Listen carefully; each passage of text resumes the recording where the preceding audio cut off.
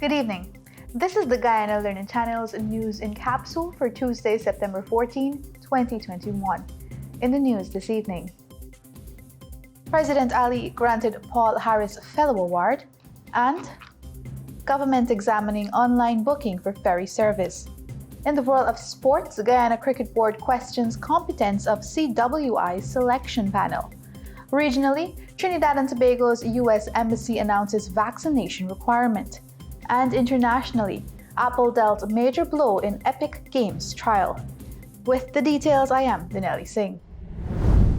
President Dr. Irfan Ali was on Monday conferred with the Rotary International Paul Harris Fellow Award at State House, Main Street, Georgetown.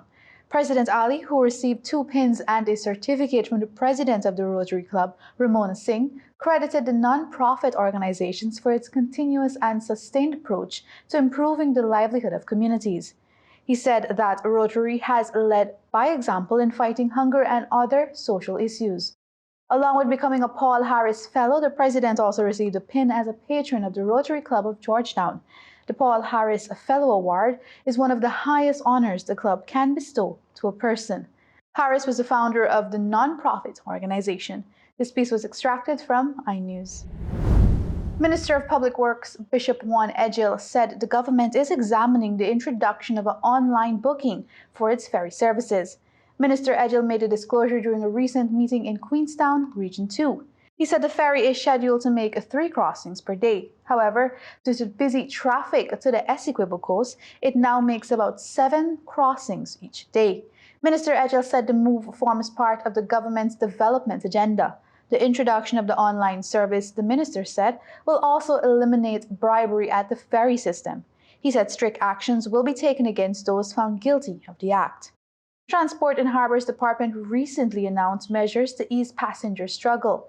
This will see an additional and later daily departure from both Supanam and Parika available commencing Friday, September 17, 2021.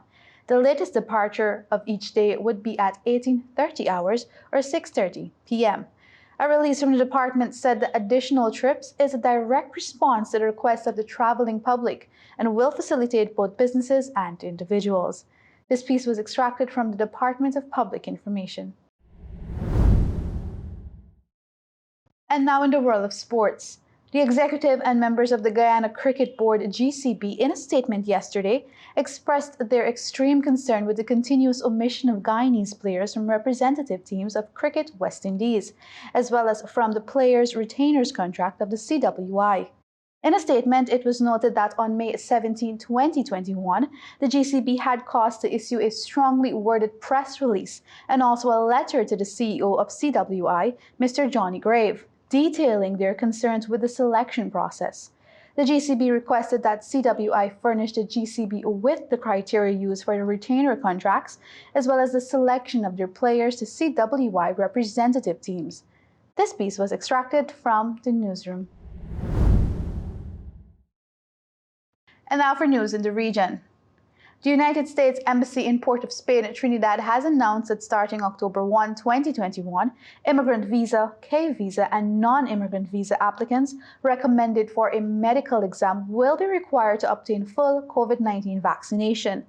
The embassy said this comes following new Centers for Disease Control and Prevention policy. Some waivers may be available in countries where a COVID-19 vaccine is not routinely available or if the vaccine is not age appropriate. The U.S. Embassy said that, unlike other required vaccinations, applicants must complete the entire vaccine series for the medical examination to be considered complete. The requirement, however, does not apply to non-immigrant visa classes, such as tourist or student visas. This piece was extracted from Loop News Caribbean. And now for international news. Apple has been dealt a major blow in its ongoing trial against Fortnite maker Epic Games. A court in Oakland, California has ruled that Apple cannot stop app developers directing users to third-party payment options. Apple had argued that all apps should use Apple's own in-app payment option.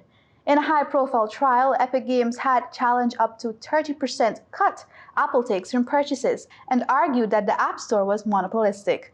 On Friday, Judge Yvonne Gonzalez-Rogers ruled that the court cannot ultimately conclude that Apple is a monopolist. However, she also issued a permanent injunction stating that Apple could no longer prohibit developers linking their own purchasing mechanisms. Epic has also taken legal action against Google over its Play Store. Apple's closed payment system is hugely lucrative for the tech giant, although the company says it does not know exactly how much it makes.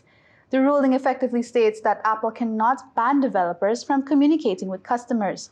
Often, they are cheaper options for consumers away from the App Store. However, Apple did not allow companies to tell their consumers this. This piece was extracted from the BBC. With that, we've reached the end of today's broadcast. Be sure to join us again right here on the Guyana Learning Channel, 8 p.m. tomorrow for another edition of GLC News.